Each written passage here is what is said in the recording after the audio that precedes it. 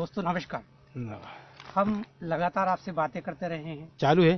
हाँ, हाँ। कई बार हम लोग जो है कई संगठनों पे बात करते हैं और मैंने जो बीच में कहा था कि कानून और व्यवसाय दोनों का चोली दामन का साथ है, जिसके ऊपर मैंने वीडियो नंबर 2 तक आपको भेज दिए।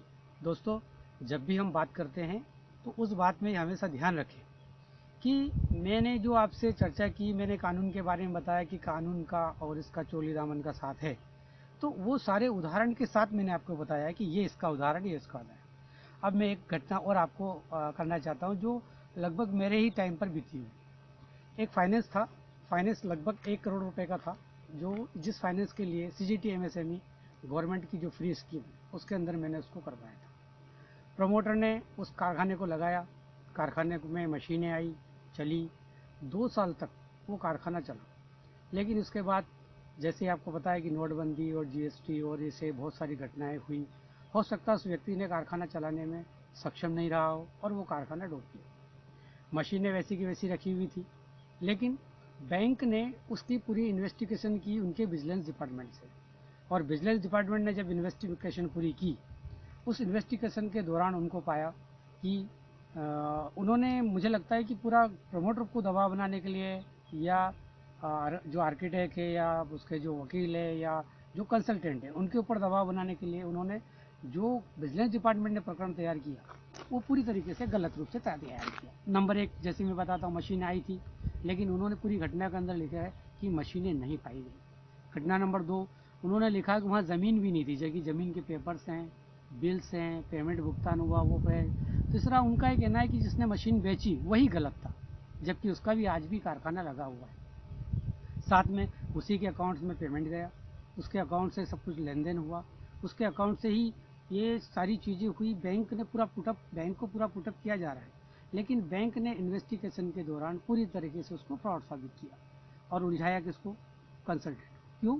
उनको पता था कि कंसल्टेंट ही है जो रिकवर कर सकता है, लेकिन उसके लिए उसके ऊपर गलत चार्जेस लगा करके उसको फंसाने की पूरी तैयारी उन्होंने की।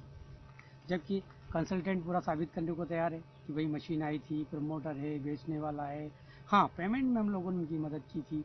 मशीन वाले ने जिसको पेमेंट दी वो क्रेडिट पे दिए, जिसने वापस फिर उस पेमेंट को लौटाया है, यहाँ तक की प्रक्रिया में जाने के लिए तैयार नहीं है, और उन्होंने उस प्रकरण को उठा करके दे दिया आर्थिक अपराध प्रकोष्ठ को। आर्थिक अपराध प्रकोष्ठ ने उस इन्वेस्टिगेशन के आधार पर अपनी इन्वेस्टिगेशन चालू की।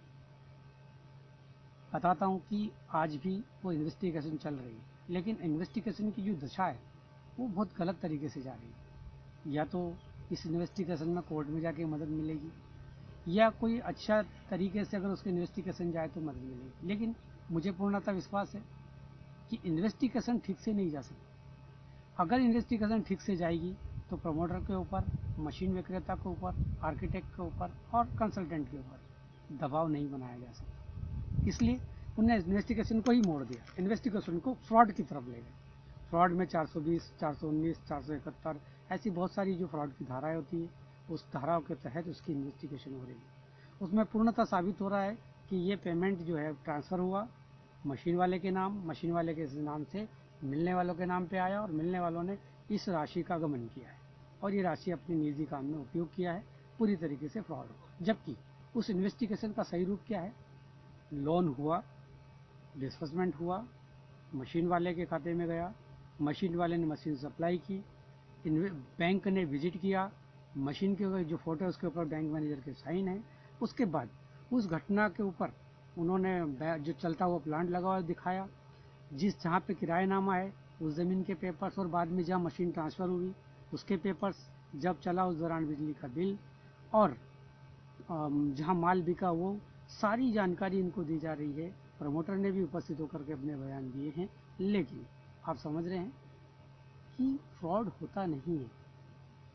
आपने 1000 केस की हो, 100 केस की हो, लेकिन जब केस खराब होता है ना, तो अच्छे 100 केस के बारे में जानकारी नहीं दी जाती है। आपको पता है, कोई नेतृत्व होता है, कोई नेता होता है, वो अपने से अगर 50 लोगों को रोज़गार दे देता है ना, तो उसकी जय जयकार हो जाती है, वो दोबारा फिर चुनाव जीत करके जीत सकता है। लेकिन एक कंसल्टेंट अपनी लाइफ में 5 लाख से अधिक लोगों को रोज़गार उपलब्ध करा देता है, जिसकी कभी चर्चा भी नहीं होती। लेकिन अगर लाखों की तादाद में काम होने के बाद अगर 1% या 2% केस खराब होता है तो उसकी इन्वेस्टिगेशन की दिशा भी चेंज हो जाती है। इसलिए दोस्तों, फाइनेंस लेते टाइम, काम करते टाइम पेपर्स का ख्याल तो करें ही, लेकिन मन में डर न रखें।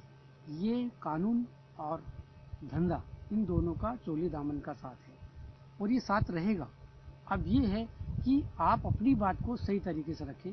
अगर आपको इन्वेस्टिगेशन में मदद नहीं मिली तो न्यायालय में आपको मदद जरूर मिलेगी। मुझे लगता है भाग 3 में आपको ये चीज़ बहुत अच्छी तरीके से समझ में आई होगी। पहले की घटना के तहत भी ये बहुत अच्छी तरीके से मैंने आपको प्रस्तुत करने की कोशिश किया है। अगली बार ऐसी जो बड़ी इन्वेस्टिगेशन होती है उसमें CBI भी आती है, उसके संबंध में अपन बात करेंगे। नमस्कार।